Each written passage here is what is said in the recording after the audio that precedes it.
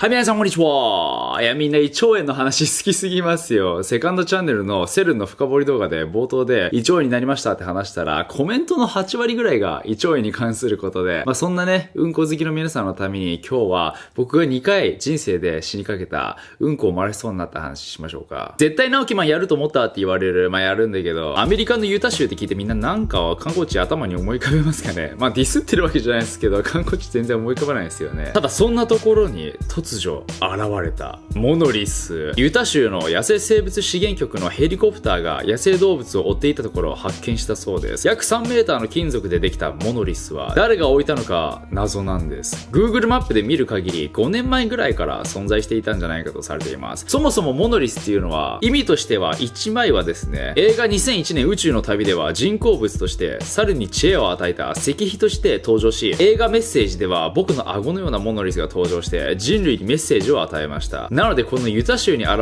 れたモノリスはミステリーファンにとってかなりね、胸熱な展開だったんですけど、言うて誰かが作ったものですよね。ただ報道から数日後、4人の人間によって謎に撤去されたんですね。そしたら今度はルーマニアにちょっと見た目ボロくなったモノリスが登場したって報道されて、これはユタ州のやつを見て誰かが作ったんだろうけど、なんとそれからカリフォルニアにも登場したんです。深掘りするほどの展開になったらしますね。おそらく誰かがいたずらでやったとは思うんですけど、結構すごくないですかこれ。あそこまでの建造物をちゃんとね設置して、しかも何事もなかったように回収してって、なかなかできることではないですよね。ちょっと宣伝することがありまして、僕が以前対談したバシャールさんが出演するイベントが12月19日に開催されるそうです。どうやらスピリチュアル的に地の時代が終わり、これからは数の時代へと移行するそうです。地の時代とは物質、安定、お金、地位、経済が中心となる世界なんですけど、そこから情報、客観、非物質、個性、改革、精神活動である風の時代への移行だそうです。穴口恵子さんはじめスピリチュアルリーダーたちが風の時代に必要なメッセージを届けてくれるそうなので、スピリチュアルな世界観に触れてみたい方はチェックしてみてください。今回は結構初期の頃からリクエストが多くて、僕も何回かやろうと思っていたんですけど、地味にやっていなかった。皆さん小さい頃童話は好きでしたか？僕はカクレンジャーとか仮面ライダーが好きだったので、あまり童話とか見てなかったんですけど、王道はやっぱりグリム童話かアンデルセンとかですよね。ディズニーなんかでもアニメ化されているので、ほとんどの人は知ってるかと思いますけど、今日はそんなグリム童話に隠された恐ろしい秘密を紹介していきたいと思います。もう結構知ってる人はいると思うんですけど、本当は怖いグリム童話って聞いたらみんな思い浮かべるのが、シンデレラの後日談で警母や意地悪な姉妹が痛々しい罰を受けるとか、王子様がネクロフィリア、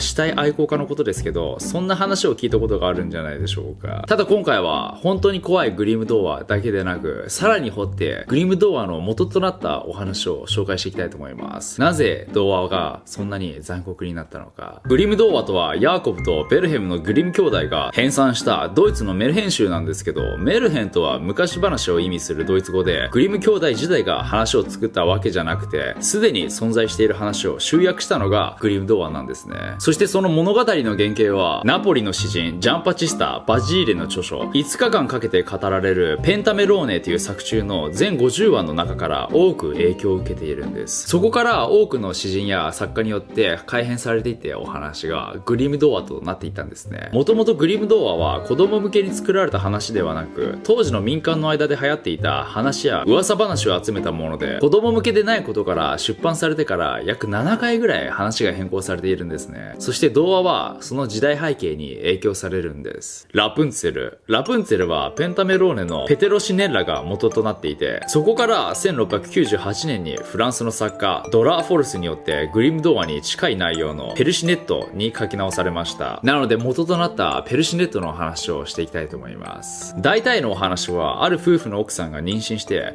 魔女の庭に生えているラプンツェルがどうしても食べたくなったので盗んで食べてしまい、魔女が怒って生まれた娘を連れて行ってしまいました。その娘が塔の中で暮らしていて、ある日王子様が現れ恋をして、それに気づいた魔女は怒りラプンツェルを追い出しました。ラプンツェルに会いに来た王女は、ラプンツェルは追い出され今頃死んでいると聞いたので悲しくなって塔の上から飛び降り、その時に失明してしまいました。王子は失明してしまいましたが、ラプンツェルを探してさまよい続け、やっと2人は再会し、めでたしめでたしみたいな話ですよね。しかしグリムの初版では王子と密会していた時にちょっとね愛しすぎちゃって、追い出される時には妊娠していたと書かれているのがグリム版。まあそれぐらいだったら怖くないじゃないですか。ただ元の物語はラプンツェルが塔で暮らしているあたりは同じなんですけど、ラプンツェル、この話での名前はペルシネットですね。絶世の美女が閉じ込められていると言われる塔にやってきたどこかの国のプレイボーイな王子が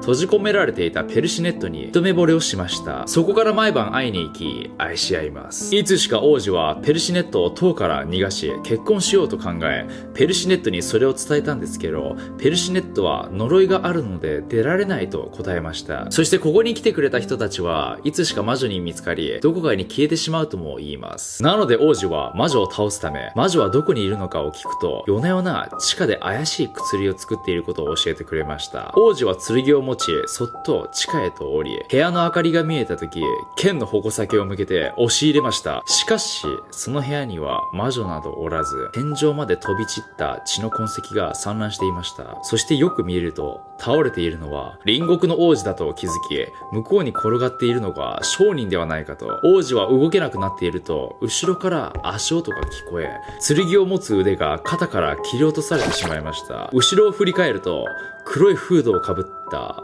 ペルシネットが、なんでって思いますよね。昔盗賊との間にできた子供とその愛した人を奪われた復讐で、魔女はペルシネットが殺し食べたものだと言いました。そして魔女の肉を食べたことで年を取らなくなったと。そして王子に近づき、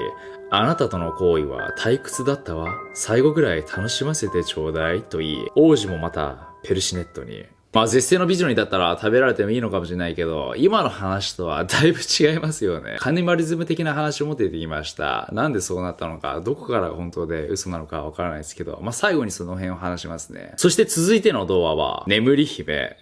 眠り姫はペンタメローネの火と月とターリアという話が元となっていると言われています。そこからフランスのシャルル・ペロー作ペロー童話集にも書かれ、さらにグリム童話へと伝わっていった感じです。話の内容は、ある国にお姫様ターリアが生まれ、悪い妖精により将来死ぬと予言されたんですね。ですが他の妖精の力で呪いを弱め、眠りにつくだけとなり、実際お姫様が15歳になった時に糸車の針で手を刺されてしまい眠ってしまいました。妖精によりお城の中全ての時間が止められ、チェンジザワールド。そこに王子様がやってきてキスをして目覚めて、これもハッピーエンド。まあ大体こんな感じですよね。他のグリム童話の説では、実はお姫様は15歳まで男装で育てられたとか、カニバリズムだったとか、まあいろいろあるんですけど、元となった火と月とターリア、まあ前半は大体一緒です。王子が姫ターリアの眠っている部屋を見つけ、ただ寝ているだけだと思い声をかけたりゆすったりするんですけど、もちろん起きるはずもなく、しかし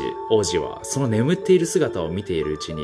ターリアを好きになってしまい、ベッドに運び愛の果実を存分に味わいました。そして王子はターリアを寝かせたまま帰っていき、その出来事を忘れたんです。忘れるとか完全王子賢者や。しかしターリアは妊娠し、眠ったまま双子を出産しました。後々ターリアも目覚め、双子と過ごしているところに、双子の件すんなり受け入れたんですかね。すでに国王になっていた王子がターリアのことを思い出し、また戻ってきました。国王は驚きつつも喜び、その日からターリアとその双子のことばかり考えるようになり、それに気づいた王妃が嫉妬に狂い、双子を呼び出し捕まえ、料理人に殺して料理するようにと命令しました。料理人は双子をかわいそうに思ったのでかくまい、代わりにヤギを料理に使うことでごまかしました。王妃は出来上がった料理を国王に食べさせ、王妃は次にターリアを捕まえ火炙りにしようとしました。しかし騒ぎを聞きつけた国王によりターリアは助けられて、逆に王妃が火炙りにされました。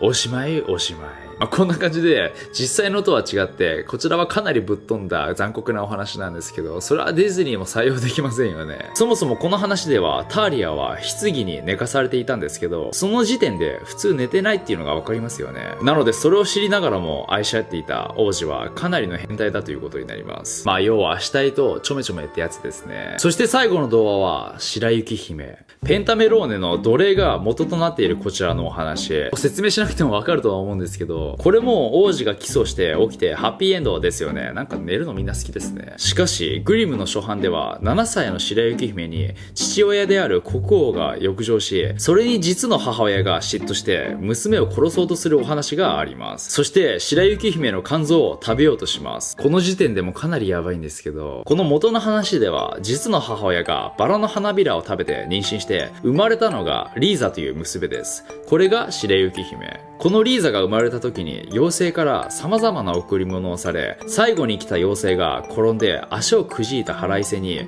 7歳の時に串が刺さって死ぬという呪いをかけます。妖精が転ぶってなんかパワーワードですよね。妖精って飛んでるイメージだから、しかも完全に八つ当たり。そこから本当に7歳で亡くなってしまい、リーゼは7つの大きさの異なった重ねられたガラスの棺に入れられました。その棺はある部屋に閉ざされ、母親の兄にその部屋を守るように遺言で残されました。それから兄である男爵は部屋のことは忘れ、男爵の妻が部屋とリーザを見つけました。妻はリーザを人形と勘違いし、髪の毛を掴んで箱から引きずり出し、その拍子に櫛が抜けて生き返ったリーザ。妻は生き返ったリーザを奴隷を買ったと男爵に説明し、そこから毎日殴られ、食べ物をもらえずにこき使われました。ある日、誰もいないキッチンでリーザが人形相手にナイフを研ぎながら今までのことを話していました。その人形は喋り、リーザの話に相槌を打ちながら聞いています。それを通りかかった男爵が聞き、リーザが妹の子供であるということを知り、リーザを抱きしめます。親戚の家に連れて行き、養成させました。それから美しく成長したリーザを姪だと披露し、その場で妻がした仕打ちをリーザに人々に聞かせました。妻は非難され追い出されました。おしまいおしまい。珍しくハッピーエンド。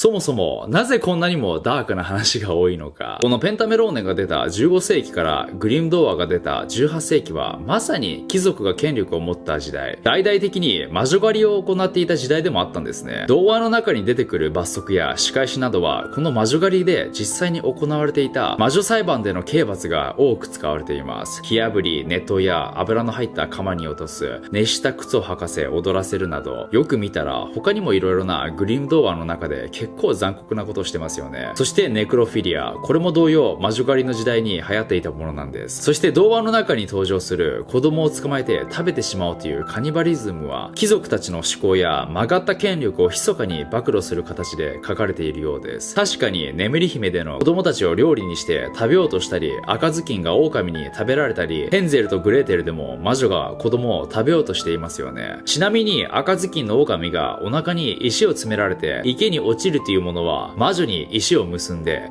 川に落とすというところから来ています。そして童話は教訓的な面もあって、魔女は子供や人間を食べて若さを保つものだから一人で出かけてはいけないなどの魔女の恐ろしい部分を書いて警告を意味する面も童話には存在していました。現代で言うと口先女とかがおそらく何百年後には童話とかになっているんでしょうね。あれも確かね、下校する子供たちを早くね家に帰らせるために流行らせたなんか主婦たちの話流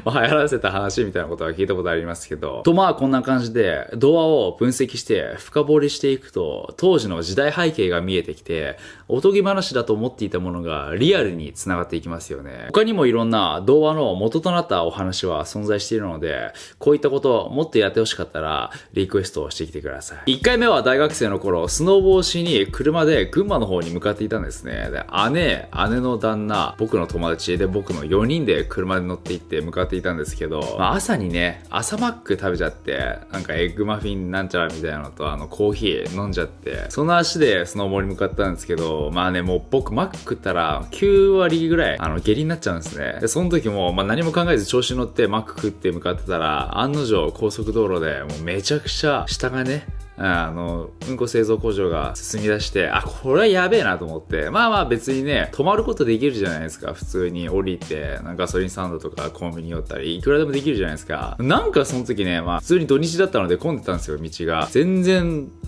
進まなくて道が、おい、やべえじゃんと思って、これ割とマジで俺死ぬやつじゃないと思って、どうしようと思ったんですけど、言うてね、動いてはいるので、降りればいいじゃないですか。ただなんかわからないですけど、姉の旦那が運転してたんですけど、全然高速道路降りないんですね。なんか、見逃しちゃったみたいな。また見逃しちゃったみたいな感じで。で、大丈夫だよって僕最初はそんな感じだったんですけど、どんどんちょっとやばくねみたいな。なんで見直したの今のみたいな感じで、少しずつ、いや、本当にこれやばいよっていうのを伝えるために、ちょっとシリアスになり始めて、でもこれいよいよ漏れるってなった時に、もう目の前にビニールバッグがあったんですね。もう、僕本当にもうあんま恥ずかしがったりしないので、もうここでするわっつって、後ろに座ってたんですけど、友達と隣にいて、もう我慢できないからここにするわっつって、このビニールバッグケツに向けて、そしたらもうみんなが、やめてみたいな、しゃあない、臭くなるから絶対やめてそらみたいな感じで、もうだから本当に無理なんだってつって、そんなことやってたらなんか、高速道路の端になんか本当に小さい施設があって、そこにはトイレはなかったんですけど、そのビルの裏で、ちょっとね、茂みがあったから、そこにケツ突っ込んで、もうぶっ放しましたね。はい。そしたらなんかお姉ちゃんが、ティッシュを持ってきてくれて、で、なんかティッシュ持ってきてる最中にそのぶっ放してるの見えちゃったから、もうこんな感じで、はい、すいません。今1回目って言いましたけど、これ第2回でしたね。第1回の死にかけた話は、アメリカの、SAT という試験がありまして、みんなその試験を受けて、大学受験どこに行けるかみたいな感じで、なんかステータスになるんですね。まあ僕もそのね、SAT というね、テストを受けていたんですけど、確か記憶だと、そのテストは朝8時か9時ぐらいから、昼過ぎ、結構、いや、3時ぐらいか、もう忘れちゃったけど、お昼過ぎの3時ぐらいまで結構ぶっ通しでやるんですね。10セッションぐらいあって、1個受けて休憩5分、1個受けて休憩5分みたいな感じで、ぶっ続けでテストを受けるんです。まあ受験みたいなもんです。まあ普通に受けていたんですけど、その日の朝、親がちょうど日本に遊びに行ってて、僕と姉だけだったんですね、家にいるのは。朝ごはん何食べようと思ったら、前日のすき焼き作ったので、すき焼きがあるじゃんと思って、まあお姉ちゃんとね、朝ごはんすき焼き食ってて、もうボリボリ食っちゃったんですね。僕すき焼き大好きなので。まあその足でテスト受けに行って何も考えずにまた。で、まあテストしたんですけど、途中からおかしいぞってなり始めて、これはまた製造工場が進んでるぞってなって、まあ普通にね、5分のインター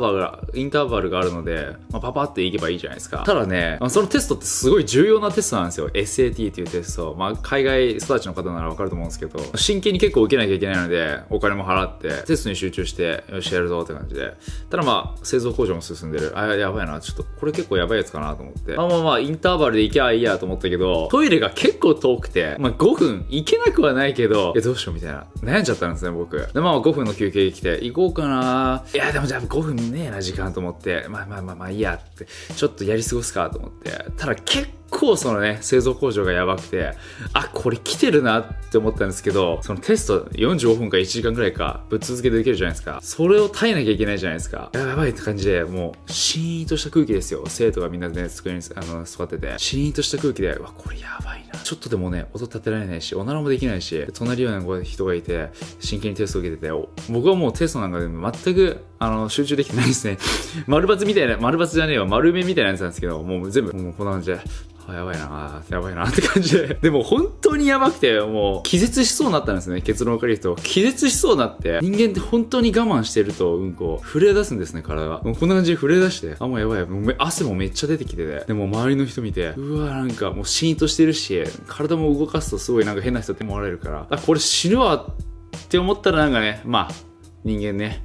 生きていけるので、そんな状況でも。波がこう来るじゃないですか。死ぬみたいな感じだったんですけど、もう山場なんとか乗り越えて、耐えることができて、結局ね、その試験の間一回もうんこ行かなくて、試験が終わったらすぐ行くと思うじゃないですか。その頃にはもうなんか引いちゃってて、すべてが引いちゃってて、全然行かなくていいなってなって、まあ結局行かなかったんですよ、その後。まあ、そんな感じですね。それでは皆さんご視聴ありがとうございました。